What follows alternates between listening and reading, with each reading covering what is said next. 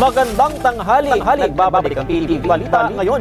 Bumaba ang bilang ng focus crime mula Enero hanggang Hunyo ngayong taon ayon kay DILG Secretary John Vic Remulla.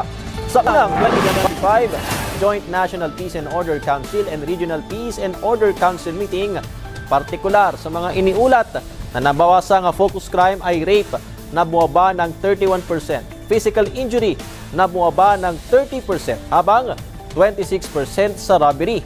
Sa laban kontra droga, higit 22,000 operasyon ang ikinasa sa first half ng taon kung saan 24,000 individual ang arestado. Gayon din ang pagkakasaba sa 2 bilyong piso na illegal na droga. Una nang ipinag-utos ni Pangulong Ferdinand R. Marcos Jr.